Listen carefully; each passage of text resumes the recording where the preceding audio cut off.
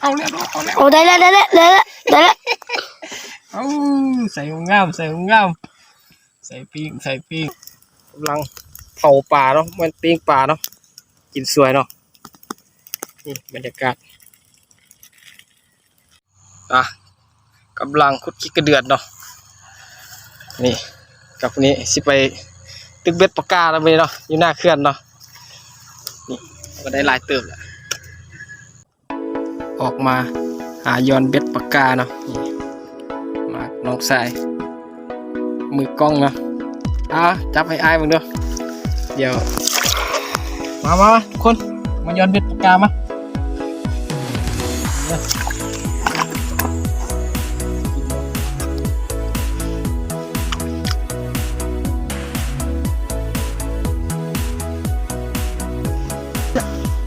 แล้วปากก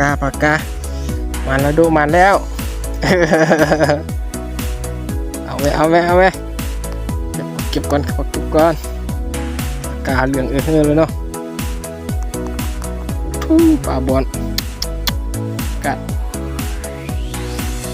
โอเครอลุ้น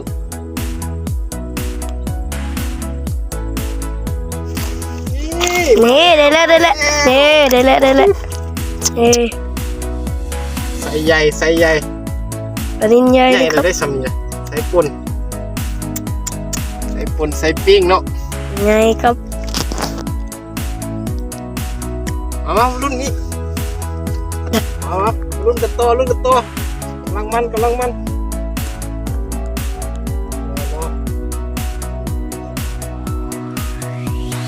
มาแล้วโอ้โห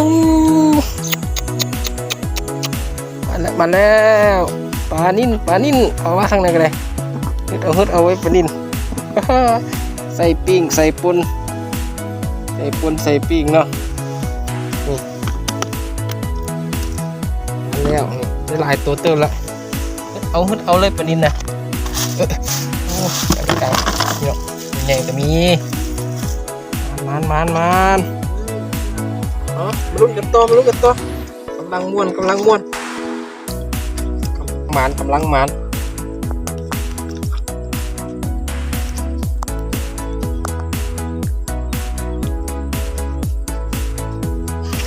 มาละ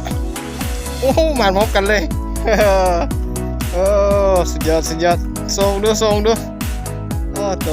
ใส่พอดีปิ้งเนาะเป็นไงเป็นไงโอเคสืบต่อหมดก่อนปลานิ่นน้อยกำลังเผาป่าเนาะมันปิ้งป่าเนาะกินสวยเนาะ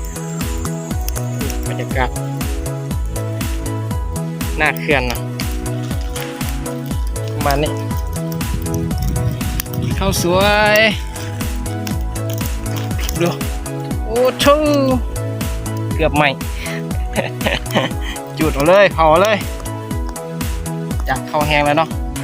ปิ้งปลานิลน้อยปลากาเบื่อแล้วเนาะปลานิลโอเคแล้วมารอบแรงลุยตัวเอาแล้วโอ้ได้แล้วเอาใส่งามใส่ปิ้งนี่เนาะโอ้มาเก็บก่อนผลงาน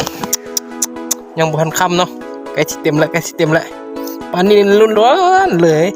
โอ้ดินพันกันปลานิลล้วนๆเลยเป็นปลาสะอ่อนปิ้งเนาะใส่นี่ค่อยคำยำแรงแล้วเนาะกำลังเดินทางกลับเนาะเดี๋ยวให้ชมผลงานเนาะเพราะยามมองเมื่อกี้ประมาณ3-4 ตอนเนาะใส่ตอนสวยดีพอดีเต็มถังเลยสะอ่อนเนาะมอง6 เซนปลามอง6 เซนเนาะนี่เต็มถังเลยเนาะนี่สวยครับเอามาพายเรือโดยเฉพาะคนนี้พายสิคำแล้วนี่ปัวเลยสุดยอดเนาะได้ลายวงนี่ลายเนาะโอเคเนาะทำงาน ปลาใหม่ๆสดๆเนาะปลาขี้ลามปลาไทยสุดยอดแต่ปลาแซ่บเนาะโอเคเนาะพอกันมื้อหน้า